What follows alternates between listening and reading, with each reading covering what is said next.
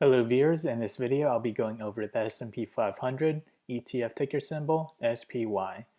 Right now we are down 25 basis points and we have about 1 hour left in trading. On the 1 hour chart we do see the MACD is pointing down and may turn negative, and we also breach some moving average support at the moment. On the 4 hour chart is a different case. You see the MACD is close to positive, so we may have hope that this uptrend is still intact for next week.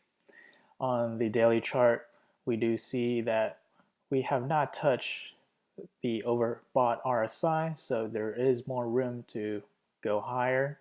But on the MACD, we start to see divergence, and we no longer see the strong forces pointing up. Most likely we will get sideways action for next coming days. And as for support, we found support back in yesterday. We touched the 18-day moving average. If that were to fail, I do see the next support being around where we were hitting resistance and finding support back here. And that price is at $293 or $294. And that is slightly below the 18-day moving average, but that coincides with the resistance back in April and early May, and some support back in June 20th or 24th.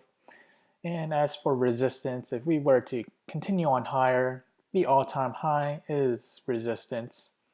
And if we were to continue on higher, that price movement is roughly around 1.12%, but if we were to break down and continue lower, that price is, or percent movement is 1.3%. So let's head to the forecast model.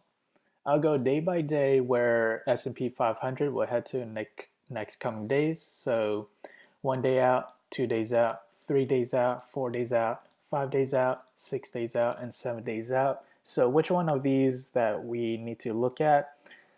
Back in here, I'll compare the two charts and see which of the current trend best matches it. So the best trend will be the forecast to look at. So let's head to the current trend right here. So what we have in the beginning of the trend, we were in the down channel, and then we made a quick reversal, and then we proceeded to touch the upper Bollinger Band right here.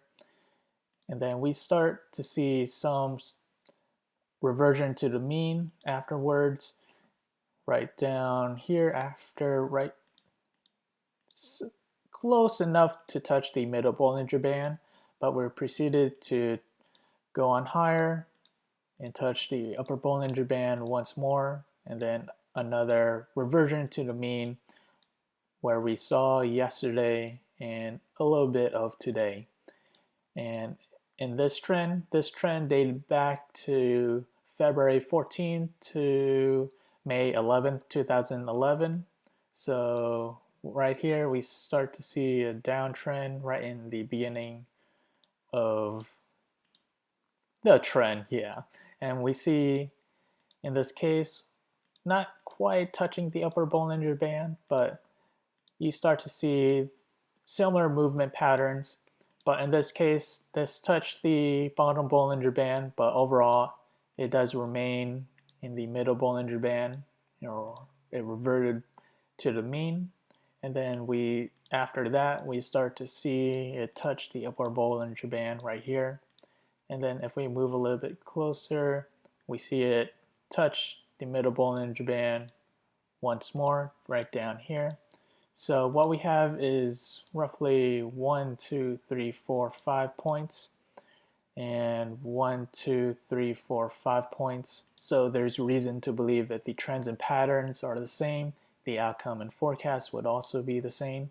So the forecast model that we just compared it to, that we have the current trend right here, and the trend that we examined was February 14th, 2011 to May 11th, 2011. So back then, S&P 500 was only roughly down 60 basis points So we may see sideways action, not much direction until the Fed meeting in the last week of July. So we do see that happening, or see volatility.